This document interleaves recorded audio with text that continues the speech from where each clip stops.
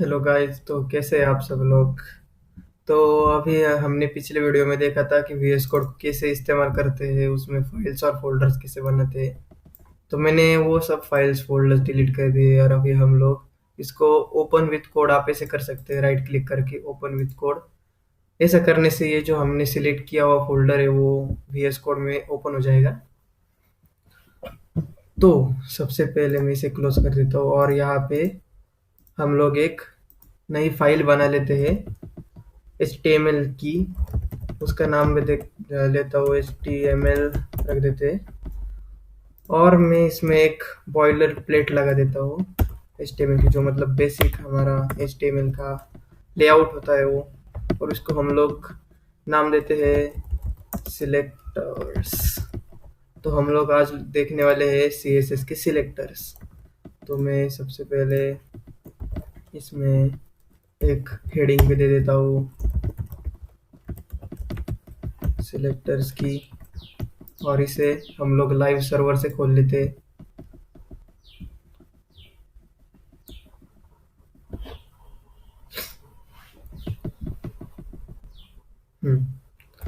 सो ये हमारा selectors live server से खुल चुका है। अभी हम लोग देखेंगे कि CSS के सिलेक्टर्स कैसे होते हैं।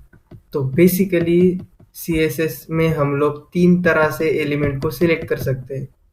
सबसे पहला जो तरीका है वो होता है डायरेक्टली एलिमेंट का नाम लेके। मतलब हमें अगर CSS लिखनी हो पेज में तो हम लोग तीन जगह पे लिख सकते हैं। सबसे पहली जो जगह होती है वो एकदम लाइन में हम लोग लिख सकते हैं। मतलब डायरेक्टली एलिमेंट को ही हम स्टाइल करके उसमें CSS लिख देते हैं। वो लिखने के लिए हमें यहाँ पे लिखना पड़ेगा स्टाइल इज इक्वल टू, और ये जो डबल कोटेशन है इसके अंदर हम सारी CSS लिख सकते हैं। तो CSS में हम लोग बेसिकली चीज़ों को डिजाइन करते हैं। इसके लिए उसमें प्रॉपर्टीज होती है। उसमें से एक प्रॉपर्टी है कलर नाम की। आप ऐसे कलर लिख के उसके आगे ये कोलन, और जो हमारे CSS की प्रॉपर्टी है उसका एंड होता है ये सेमीकोलन से। तो अभी हम लोग कलर इसका रेड रख देते हैं और इसे सेव कर लेते हैं। तो देखिए आपका ये जो एलिमेंट है वो लाल कलर का हो चुका है, उसका टेक्स्ट। अगर मैंने इसी का कॉपी किया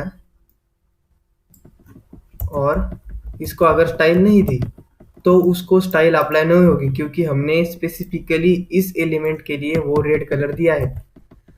अभी अगर आपको सारे H1 मतलब आपके इसमें बहुत सारे H1 हो, नहीं तो कोई भी एलिमेंट्स हो, और उसको अगर आपको लाल कलर करना है, नहीं तो कुछ भी डिजाइन करना है CSS की मदद से, तो आप लोग सभी जगह पे तो स्टाइल स्टाइल नहीं लिखते जाएंगे। ये तो बहुत बहुत कचरा हो जाएगा फिर यहाँ पे। तो इसके लिए हमारे पास दूसरी तरह का सिलेक्टर होता है। मतलब सिलेक्टर नहीं, CSS लिखने की एक टेक्निक होती है। हम लोग उसे हेड के अंदर भी लिख सकते हैं CSS को। तो अभी मैं अपनी इस हेड का जो इतना एरिया है उसके अंदर यहाँ पे, और वो लिखने के लिए हमें स्टाइल टैग देना पड़ता है। तो ये जो मैंने अभी स्टाइल टैग बनाया ये वाला, इसके अंदर मैं जो भी CSS लिखूंगा वो सारी इस पेज में जो भी मैंने सिलेक्ट करके कुछ कुछ लिखा है वो CSS, वो सब इसमें अप्लाई हो जाएगी। तो इसके अंदर अभी हमें CSS लिखनी है, तो हम लोग CSS लिख सकते हैं ये करली ब्रैकेट्स के अंदर। करली ब्रैकेट के अंदर आप जो भी उसको पैरामीटर्स पास करेंगे, उसको जो भी प्रॉपर्टीज लिखेंगे वो उस एलिमेंट को अप्लाई होती जाएगी जो आपने एलिमेंट सिलेक्ट किया है। तो हमें अगर ये हेडिंग 1 मतलब जो हमारा ये हेडिंग 1 से इतने सारे 1 2 3 4 5 है, उनको अगर हमें कलर करना है तो हम लोग डायरेक्टली H1 लिख सकते हैं इस ब्रैकेट के बाहर, और इस ब्रैकेट के अंदर आप जो भी लिखेंगे वो सब उसको अप्लाई हो जाएगा। जैसे कि हमने यहाँ पे कलर देखा था, तो कलर सिर्फ बेसिकली टेक्स्ट का कलर चेंज करने के लिए होता है। तो मैं इसका कलर ब्लू कर देता हूँ। अभी देखिए मैंने अगर इसका कलर ब्लू किया तो सिर्फ पहले वाले का कलर रेड ही रहा, क्योंकि इसमें प्रायोरिटीज होती है कि अगर आपने लाइन में किसी को CSS लिखी है और उसी को अगर ओवरराइट कर रहे हो आप किसी CSS से, तो जो भी आपने लाइन में लिखी है वही अप्लाई होगी। जो आपने ऊपर लिखी है वो अप्लाई नहीं होगी, क्योंकि वो ओवरराइट कर देगा। क्योंकि सबसे बड़ा हक इसमें अगर हम लोग बोल सकते हैं तो वो लाइन में जो हम सीएसएस लिखते हैं उसको होता है। अगर मैंने यहाँ पे इसको बॉर्डर दे दी, बॉर्डर हम लोग कैसे देते हैं? बॉर्डर देने के लिए हमें उसका पहले साइज लिखना पड़ता है, हमें कितने पिक्सल की बॉर्डर चाहिए। जैसे कि मेरे को यहाँ पे 2 पिक्सल की बॉर्डर चाहिए और रेड कलर की चाहिए। मैंने ऐसा लिखा तो आप लेना, क्योंकि मुझे इसमें ये बॉर्डर कैसी होगी वो भी लिखना पड़ेगा, तो सॉलिड बॉर्डर हम लोग देंगे इसको। और ये सबको अप्लाई हो जाए देखिए, लेकिन इसका कलर सिर्फ रेड ही रहा, क्योंकि मैंने यहाँ पे इसका कलर चेंज किया। इसको बॉर्डर होगी, इसको सारी प्रॉपर्टीज अप्लाई होंगी जो आपने सीएसएस से लिखी, लेकिन अगर वहीं पे आपने उसके लाइन में भी कुछ सीएसएस लिखी है तो वो उसको ओवरराइट कर देगा। और अभी ये तो हो गए हमारे हेडिंग के अंदर लिखी हुई स्टाइल। हम लोग अभी यहाँ पे बाहर भी सीएसएस की फाइल्स को रख सकते हैं, क्योंकि जब भी आपका कोड बहुत बड़ा हो जाएगा तो उसके बाद उनको फाइल्स को संभालना मुश्किल हो सकता है, क्योंकि सीएसएस इतने अगर बड़ी हो गई तो आप कितनी बार नीचे जाओगे, कितनी बार ऊपर आओगे। तो इसके लिए हम लोग सीएसएस बाहर भी लिख सकते हैं सीएसएस की फाइल तैयार करके। तो सीएसएस की फाइल तैयार करने पहले हमें पहले उसका नाम देना पड़ेगा। जैसे कि मैं इसका नाम स्टाइल दे देता हूँ, नहीं तो आप कुछ भी दे सकते हैं, आपकी मर्जी पे है। जैसे कि मैंने अभी मेरा ही नाम दे दिया, चेतन नाम दे दिया, और उसको हमें एक्सटेंशन देना पड़ेगा। हम जैसे HTML को देते हैं HTML, वैसे इसको देना पड़ता है .css। इससे ये आपकी CSS की फाइल तैयार हो जाती है। अभी अगर मैंने यही सब कोड स्टाइल के अंदर का इसमें लिखा तो भी वो अप्लाई हो जाएगा। अभी देखिए मैं इसको कमेंट कर देता हूँ। कमेंट मतलब जो चीज आपके प्रोग्राम में एग्जीक्यूट नहीं होगी। हम लोग ऐसे HTML में कमेंट कर सकते हैं, और अगर इधर कमेंट करना हो तो आप लोग ऐसे लिख सकते हैं /स्टार।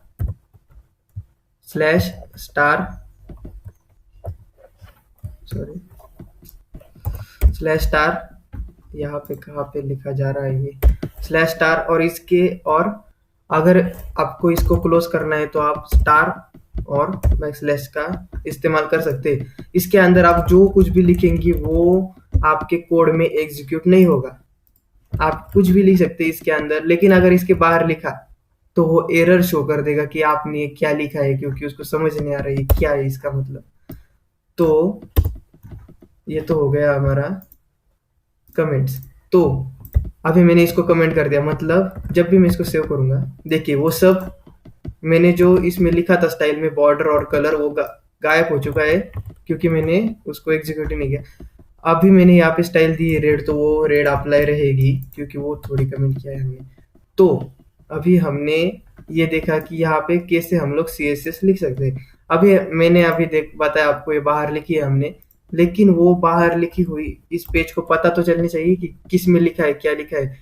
तो हमें सबसे पहले उस पेज को इस पेज के साथ लिंक करना पड़ेगा, और लिंक करने के लिए आप लोग सिर्फ यहाँ पे VS कोड में लिंक लिख सकते हैं। ये आपको ऑटोमेटिकली ये सब लिख के देगा, स्टाइल शीट और उसका नाम, और आपको यहाँ पे उसकी लिंक देनी है। अगर आपने फोल्डर में लिखा है तो आप ऐसे स्लैश लगा के उसके अंदर फोल्डर का नाम लिख के फिर से स्लैश लगा के फाइल का नाम लिख सकते हैं। हमने अभी उसी फोल्डर में बनाए तो हम डायरेक्टली उस फाइल का नाम लिख सकते हैं यहाँ पे style.css। और मैंने अभी यहाँ पे ये सेव कर दी, ये भी सेव कर लेता हूँ CSS। और देखिए वो सब जो मैंने आप इधर लिखा है CSS में वो सब इस पेज को अप्लाई हो चुका है। तो ऐसे होते हैं हमारे सिलेक्टर्स। अभी इनमें जो है मैंने अगर इसको कमेंट से हटा दिया तो फिर ये सिर्फ मेरा यहाँ पे लिखा हुआ कलर ही शो करेगा, क्योंकि मैंने इसको इधर स्टाइल दिया है। इसको सबसे ज्यादा प्रायोरिटी होती है, आप इधर जो भी लिखेंगे वो सब उसको ओवरराइट कर देगा। अभी जैसे कि मैं यहाँ पे इसको बॉर्डर भी दे देता हूँ 3 पिक्सल की सॉलिड बॉर्डर और ग्रीन, तो वो उसको बॉर्डर कर देगा, क्योंकि हमने उसे लाइन में लिखा है और लाइन को सबसे ज्यादा प्रायोरिटी होती है। अभी हम लोगों ने ये सिलेक्टर्स तो देख लिए, लेकिन अगर क्या हो कि हमें ये जो स्टाइल हमने की है वो स्टाइल हमें बाहर ही करनी है, क्योंकि यहाँ तो कितनी जगह पे करते बैठेंगे। तो अभी मुझे अगर वैसा करना है तो हम लोगों के पास एलिमेंट्स को सिलेक्ट करने के लिए भी तीन तीन तरह के बेसिक होते हैं, उससे भी हाई लेवल में हम लोग जाएंगे बाद में। लेकिन सबसे इम्पोर्टेंट तीन जो आप सबसे ज्यादा यूज करेंगे वो होते हैं। एक नॉर्मल सिलेक्टर जो हमने जो यहाँ पे दिखा, ये देखिए हमने H1 को सिलेक्ट किया और उसमें हमने जो भी पैरामीटर्स पास किए वो सब उसको अप्लाई हो गए, उस एलिमेंट्स को अप्लाई हो गए। अभी हमें अगर सिर्फ इसी को अप्लाई करना है कुछ, तो हम लोग ऐसा तो नहीं कर सकते कि H1 बताया तो वो सारे H1s को सिलेक्ट कर देगा, सारे एलिमेंट्स को सिलेक्ट कर देगा। तो उसके लिए हम लोग उस स्पेसिफिक एलिमेंट को एक आईडी दे सकते हैं। आईडी मतलब एक नाम जो आप उसको देना चाहते हैं। जैसे कि मैं इसको नाम देता हूँ सिलेक्ट। सिलेक्ट नाम मैंने दे दिया। और अभी अगर मैं यहाँ पे उस सिलेक्ट नाम को डिजाइन करना चाहूँ, मतलब सिलेक्ट नाम जिस भी एलिमेंट का है उसको अगर डिजाइन करना चाहूँ, तो मुझे अगर आईडी से लेना हो किसी को, मतलब इसकी आईडी है, तो मुझे हैशटैग देना पड़ेगा और हैशटैग के बाद उस एलिमेंट का नाम लिखना पड़ेगा, जो आईडी है वो लिखनी पड़ेगी। जैसे कि इसकी नाम है, इसकी आईडी है सिलेक्ट, और मैंने अगर यहाँ पे कर्ली ब्रैकेट्स ओपन क्लोज कर दिए तो इसके अंदर में जो भी CSS लिखूंगा वो उसको अप्लाई हो जाएगी। जैसे मैं इसका कलर चेंज करके बताता हूँ आपको। हम लोग ये हॉट पिंक करके देखते हैं। ये देखिए इसका कलर हॉट पिंक हो चुका है। बाकी किसी भी हेडिंग का, ये किसी भी एलिमेंट का कलर ये नहीं हुआ, क्योंकि हमने स्पेसिफिकली इसी इसी एलिमेंट को सिलेक्ट किया है। लेकिन अभी हम लोग सबको आईडीज नहीं दे सकते, इसलिए हम लोग आईडी मतलब एक स्पेसिफिक नाम रहता है और नाम सबके एक नहीं हो सकते। इसलिए हमें अगर सब बहुत सारे आपके पास एलिमेंट्स है और उन सबको डिजाइन करना है, तो फिर आप लोगों को यूज करना पड़ेगा क्लास। हमने जैसे आईडी दी वैसे ही एक क्लास रहती है। क्लास में भी आप क्लास का नेम लिख सकते हैं। जैसे मैं इस क्लास का नेम हेडिंग रख देता हूँ। अभी इस क्लास का नेम हेडिंग है, ये तीसरी का। और क्लास जो है, आप क्लास कितने भी एलिमेंट्स को दे सकते हैं। जैसे मैंने इसको दिया, इसको भी दिया, मैं इसको भी दे देता हूँ ये क्लास हेडिंग, और यही सिलेक्ट करके यहाँ पे सॉरी स्पेस, हाँ ओके। तो मैंने इतने सारे जो चीजें इनको मैंने क्लास हेडिंग दे दिया। अभी मैं अगर यहाँ पे क्लास को सिलेक्ट करना चाहूँ, जैसे कि हमको अगर हेड आईडी सिलेक्ट करनी हो तो हम लोग हैश का इस्तेमाल करते हैं। वैसे ही CSS में अगर आपको ये वाला क्लास जो सिलेक्ट करना हो तो आप लोग सिलेक्ट करने के लिए ये डॉट का इस्तेमाल कर सकते हैं। डॉट डॉट लगाने के बाद आपको उसका नाम देना पड़ेगा, जो हमने क्लास का नाम दे दिया है। हेडिंग नाम है हमारे क्लास का, और उसके आगे करली ब्रैकेट्स ओपन और क्लोज करने के बाद इसके अंदर आप जो भी CSS लिखेंगे वो जिस जिस एलिमेंट का क्लास हेडिंग रहेगा उसको अप्लाई हो जाएगी। जैसे मैं इनका फिर से कलर चेंज कर देता हूँ। इसका कलर मैं कर देता हूँ लाइम कलर कर देते हैं इसको। और ये देखिए सिर्फ इन तीनों को और इसका हो गया है ये लाइम कलर, क्योंकि हमने सिर्फ इन तीनों को और इसको ही कलर किया था। लेकिन अभी आप देख रहे थे कि इसमें अगर हमने कलर नहीं दिया तो इसका कलर ब्लू है, और जो क्लास है वो नॉर्मल जो सिलेक्टर है हमारा उसको ओवरराइड कर रही है, क्योंकि क्लास की प्रायोरिटी नॉर्मल सिलेक्टर से ज्यादा होती है। मतलब आपने अगर क्लास देके किसी को मतलब अप्लाई किया कुछ CSS, और वही अगर आपने उस एलिमेंट को नॉर्मली सिलेक्ट करके कुछ एलिमेंट कुछ प्रॉपर्टीज दी होगी CSS में, तो वो क्लास उसको ओवरराइड कर देंगी।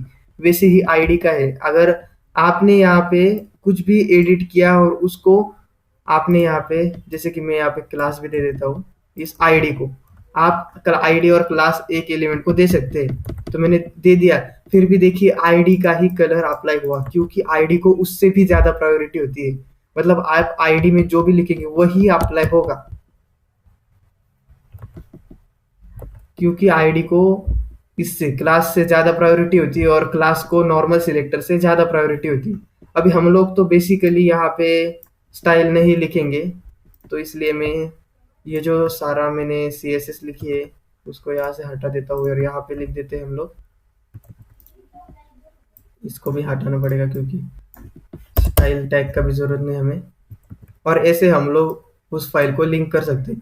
आप एक ही पेज को बहुत सारी CSS भी लिंक कर सकते हैं। जैसे मैंने यहाँ पे अगर और एक फाइल बनाई मेन नाम की .css लगा के और इसमें भी दे दिया किसको, इसको भी मैं लिंक कर लेता हूँ पहले। सो लिंक करने के लिए मुझे उसका नाम देना पड़ेगा। main.css मैंने उसको नाम दे दिया। और अभी देखिए मैं जो ये क्लास हेडिंग है इसको मैं एक आईडी भी दे देता हूँ। आईडी देते हैं हम लोग सिलेक्टर इज ओपन। ओके, नहीं तो ये कुछ बहुत बड़ा हो गया, इससे अच्छा हम लोग सिलेक्टर टू नाम से एक आईडी देते। और आप लोग आईडी के बीच में स्पेस नहीं लगा सकते, वो इनवैलिड हो जाएगा। ये जो स्पेस हमने लगाई है तो उसको प्रॉब्लम हो जाएगा पढ़ने में कि ये आपने क्या लिखा है, क्योंकि आईडी लिखने के लिए आप उसमें स्पेस नहीं दे सकते। आप उसके उसके अंदर ऐसे हाइफन लगा सकते हैं और उसके बाद में भी कुछ लिख सकते हैं, तो ये सही है। और इसके जगह पे आप लोग अंडरस्कोर भी लगा सकते हैं, लेकिन आप एक ब्लैंक स्पेस नहीं दे सकते इसके अंदर, वो इनवैलिड होता है आईडी के अंदर। और क्लासेस अगर आपको बहुत ज्यादा देनी हो, आप एक ही एलिमेंट को 10-15 भी क्लासेस दे सकते हैं, मतलब इतने कोई देता नहीं लेकिन आप दे सकते हैं। जैसे रुकिए, फिर अभी हम लोग इसकी आईडी निकल देते, आपको क्लासेस से बता, क्योंकि आईडी को तो हम आईडी बार बार और ज्यादा आईडी नहीं दे सकते, एक ही आईडी दे सकते हैं और एक ही एलिमेंट को दे सकते हैं। तो मैं क्लास ऐसे स्पेस लगा के दूसरी क्लास लिख सकता हूँ। मैंने जैसे कि इसकी क्लास लिखी हेड, हेड नाम की हमने क्लास लिखी है इसको। और अभी ये जो सिलेक्टर है इसके क्लासेस दो है, इसको एक हेडिंग क्लास भी अप्लाई हो रही है और हेड क्लास भी अप्लाई हो रही है।